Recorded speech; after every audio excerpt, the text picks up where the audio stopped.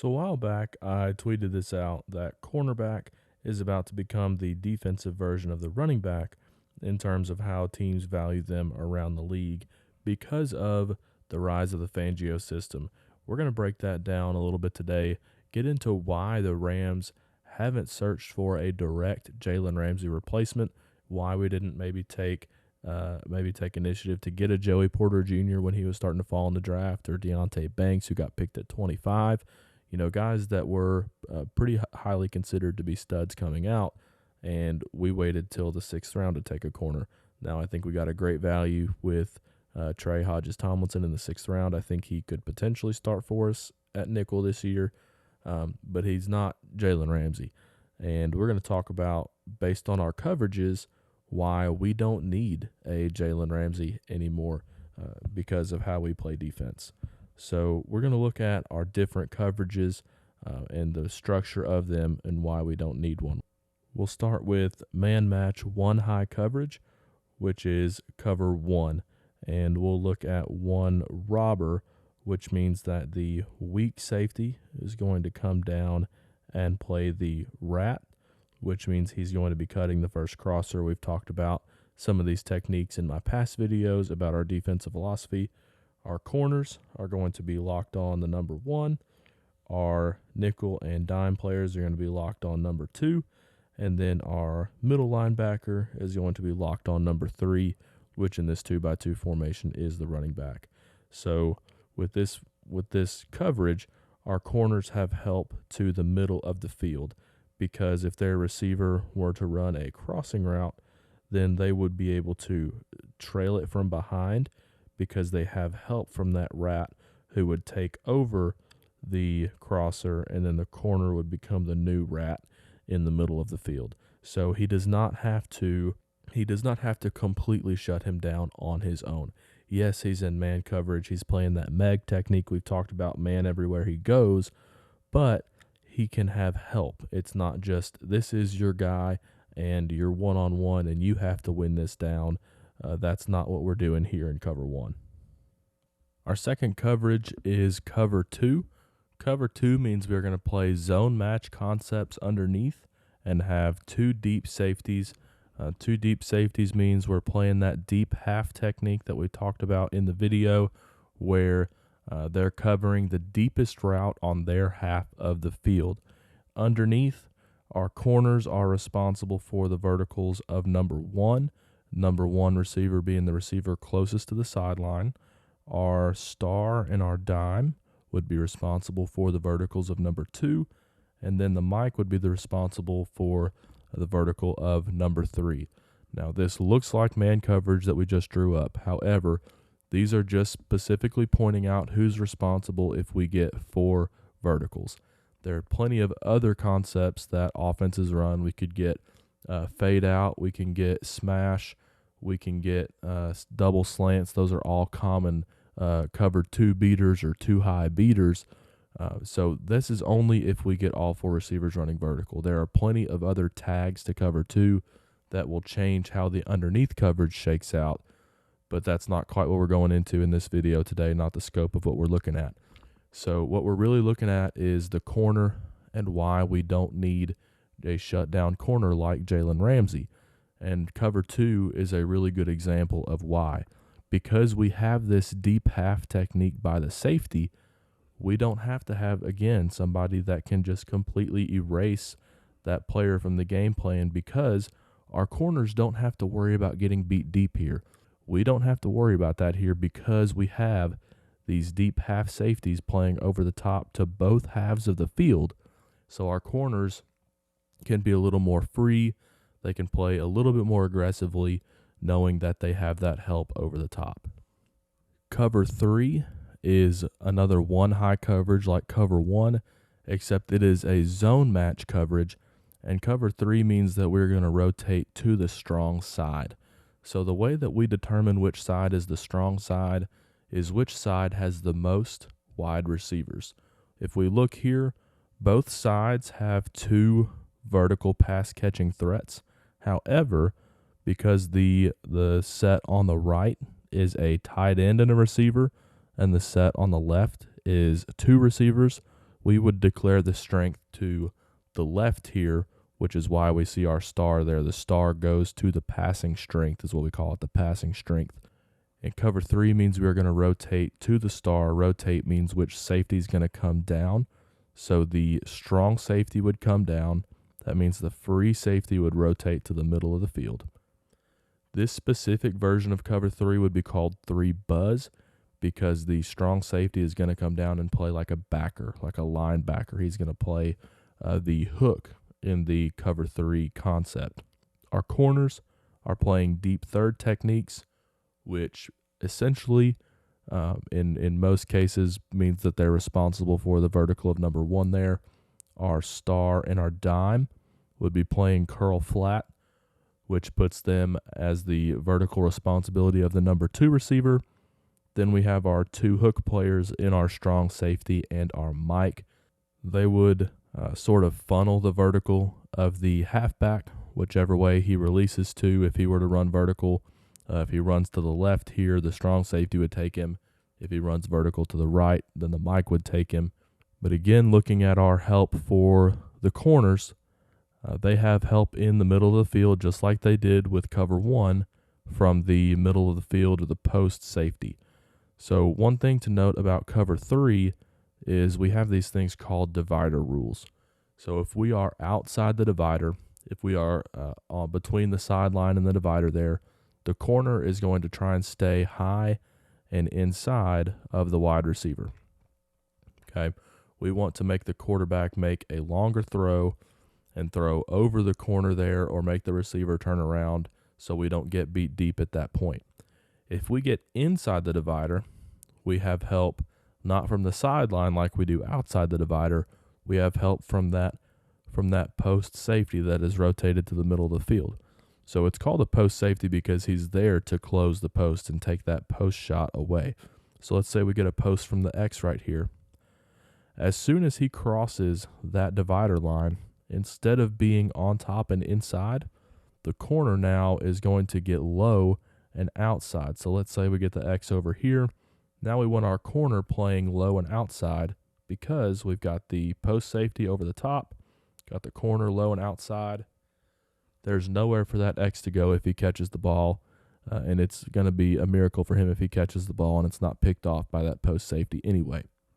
So again, our corners do not have to take away that outside receiver on their own. Cover 4 is what we call zone match quarters. Quarters means that our corners and our safeties are all playing a deep quarter technique, which means they are responsible for the 4 vertical threats. Our corners are responsible if number 1 goes vertical.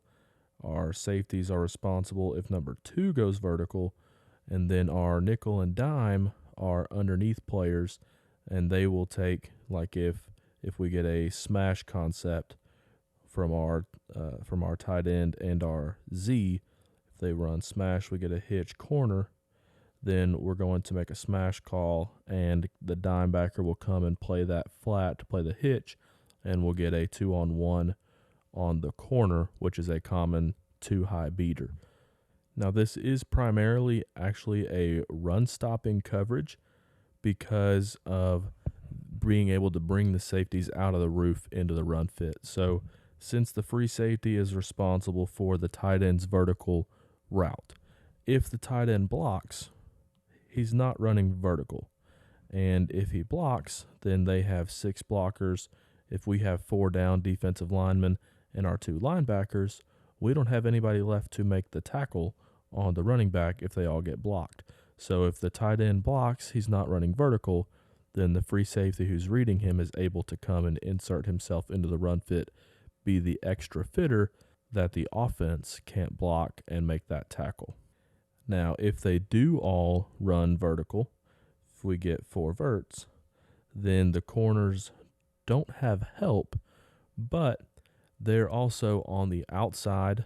It's not very good practice to throw that 50-50 ball because it's really not 50-50 if you break it down analytically.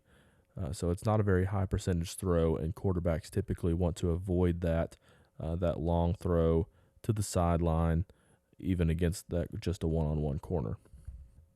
But that's really the only time the corner doesn't have help on in this coverage either. If either receiver does not run vertical, then the corner has help. So let's say we get a dragon combination where we're getting a slant arrow. All right, whenever the free safety sees his receiver not going vertical, he's going to nail down and try and rob number one while the corner is staying on top of it. So again, the corner is going to have help unless they are both running vertical routes. But because there's that decent possibility there, remember a vertical route is just anything over about 5 to 7 yards depending on the defensive coordinator and his preference. So let's say we get a Mills concept, some call it pin for post in. This is a common quarters beater because the free safety is going to nail down on the dig and open up the post window behind him.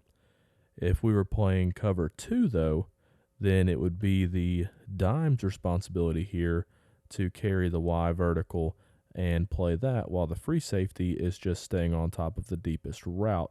He's going to be there to help the corner on that vertical of number one. So that's why cover 4 is primarily a run-stopping coverage, because we have the ability there to bring our safeties down from the roof and get them involved in the run fit.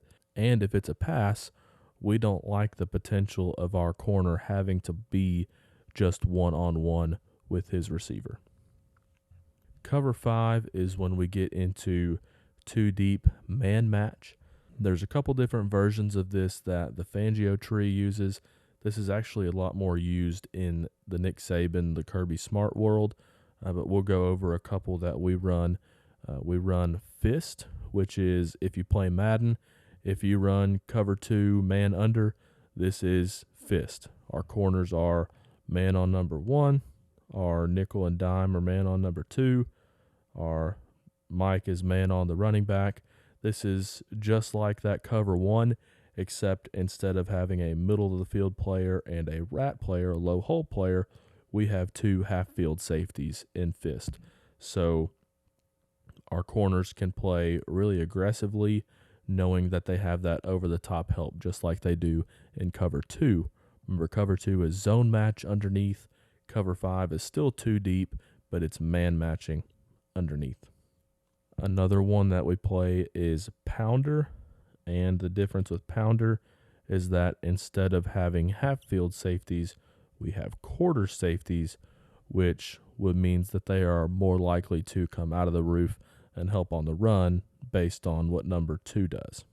Then we have a combo coverage called finger, where they will play fist to the strength and pounder away from it.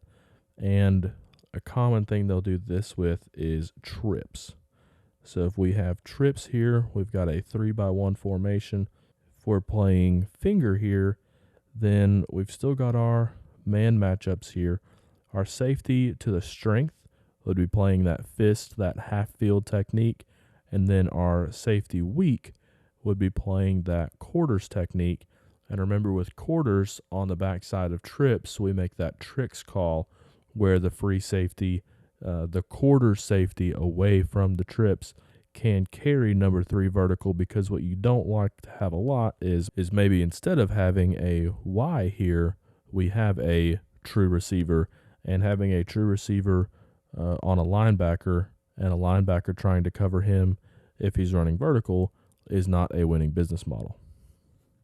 So this is an instance where you really, really do want and really kind of need that stud cornerback side, because there is that potential that he really doesn't have help. Not like in quarters where if they run 4 verts, then we're still kind of all together, even though I'm one-on-one and you're one-on-one, we're here.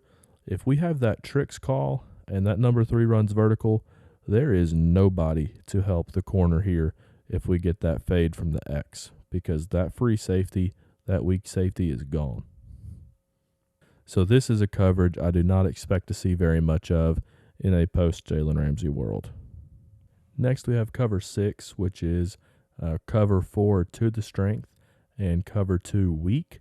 This is a really good trips call if we have a stud X backside, because with our cover 4 to the strong side, our corner is responsible for number 1. We would probably make an area call, which means that the star, our nickel defender, is going to be responsible for number 2, and then the strong safety is going to be responsible for the vertical of number 3. Now, that's only if all 3 of them go vertical. If any of them runs anything in or out, then it reverts to regular cover 4, regular quads that we've talked about, where we have our box. If somebody runs in, then the dime backer would take him. Somebody runs out, then the star would take him, and we still have our 2 deep quarters players as well. Now, what this is handy for is on the backside of trips, we just talked about not wanting to isolate our corner on that X. Remember, one of the best things about cover 2 is that half field safety is really there to help that corner on the number 1.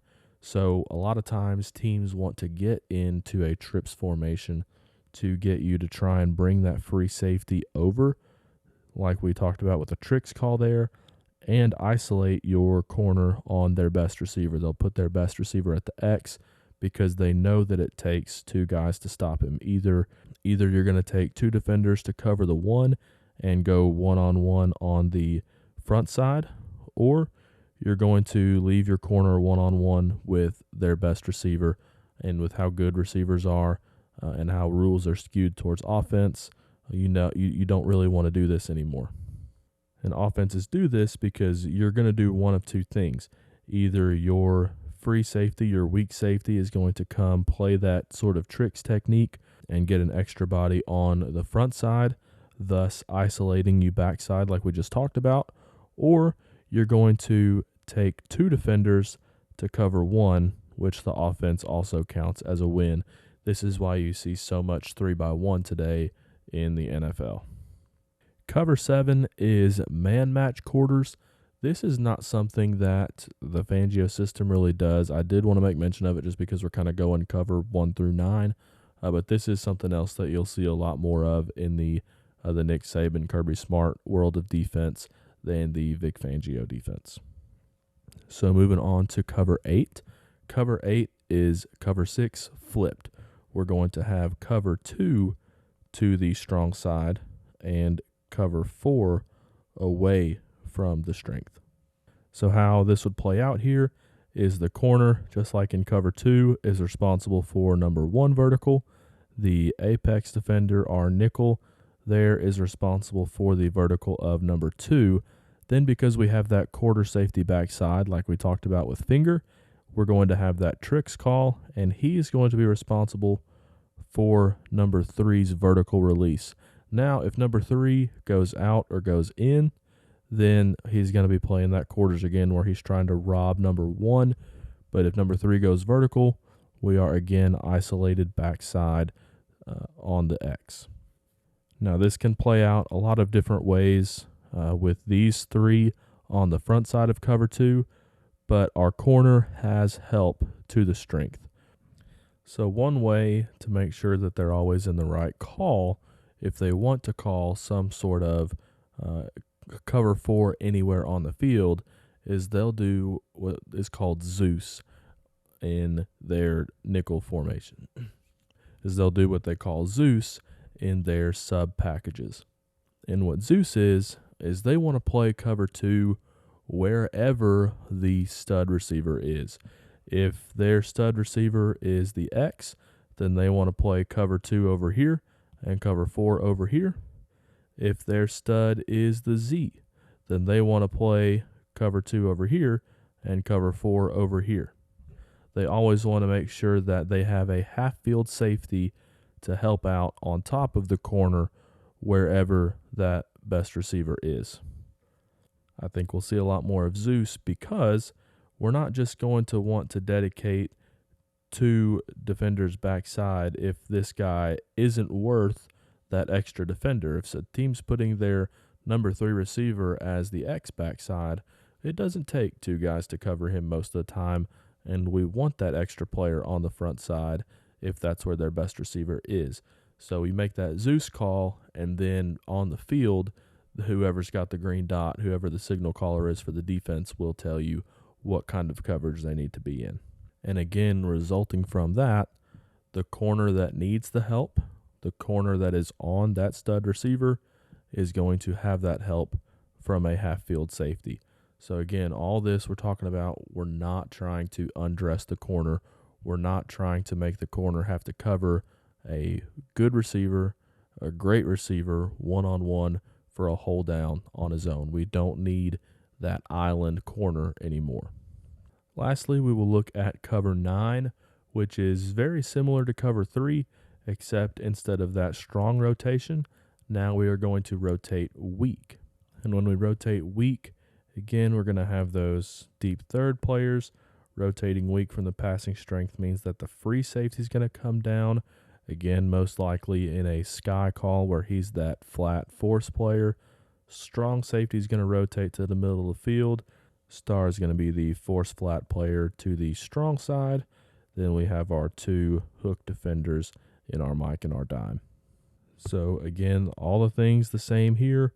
Corners responsible for the verticals of number 1, playing with divider leverage based on where they're at on the field. Our free safety and our star would be responsible for the vertical of number 2, and then our Mike and dime would sort things out with the number 3. So again, this whole thing has been about, why didn't we go replace Jalen Ramsey? He was such a great player, very integral part of our defense for such a long time. But we don't put our corners in that position where we just need that lockdown guy anymore. And if we can spend 5th, 6th, 7th round picks and get players that can do these very small amounts of things, all these things we talked about, the corners essentially are always responsible for the vertical of number 1, and they just need to know what kind of leverage and where their help is. Do they have help in the middle of the field? So they need to play with more outside leverage to kind of funnel them there. Do they have help on their half of the field so they can play a little bit more aggressively, not being scared to get beat deep because they have that half field safety? That's most of the time for our corners. So we don't need that guy who can run with anybody, who can jump with anybody, who can press and jam at the line of scrimmage and not allow that inside release. We don't do that anymore. So there's no sense in spending, 10% of our cap space on a player who can do that, because we don't need that. If we can spend less resources and still get 80%, 90% of the job done, then that's what they're going to do, so they can allocate those other resources elsewhere, like the front 7. And I would contend that it's better, especially in this defense, to have 2 above average corners than have 1 great corner and 1 average corner. Offenses are so good today that they're just able to not throw at a great corner. Okay, you can just throw it to the other side of the field, and receivers are so good that they're going to get open. Now, does it help to have a stud lockdown corner where you can just know that that receiver needs to not be part of the other team's game plan? Yes. But with how good receivers are these days, how creative offensive play callers are, when you can just motion that guy across the formation and lose that corner, it's very easy to scheme around a great corner. What you can't scheme around is Aaron Donald. What you can't scheme around is Von Miller. Okay, we get guys, we want to spend those resources on the front 7 rather than the back 7. So what the Rams have done in the past is they've identified these premier positions. What are the positions that the other team can't scheme around? We can have somebody so good there, and there's not anything they can do about it. Corner is just not one of those positions anymore because of the defense that we play. That's why I don't see us really finding a Jalen Ramsey replacement, even with the amount of cap space we're going to have next offseason. I don't expect them to bring in a stud DB just because what they ask that player to do is not as impactful on every down as some of the other positions that we also need. Yes, I will miss Jalen Ramsey and horns. Yes, I think he's a great player, Hall of Fame player, maybe even a first ballot Hall of Fame player. He's been the best in the league just about since he got into it. However, our defensive scheme is just such that we do not need a player of that caliber at that position. Now, the Dolphins, Vic Fangio is going to be their defensive coordinator. They went and got him. But you also have to think about who he's going to be across from. Xavier Howard, another really, really good corner. So offenses can't just decide to not throw at Jalen Ramsey, because then they're still throwing at another really good corner, and that's where the Rams have to get better in the future, is having better guys on both sides of the defense, and that's what we're going to start learning this year is, do we have those guys, or do we need to spend money on a more balanced secondary next offseason?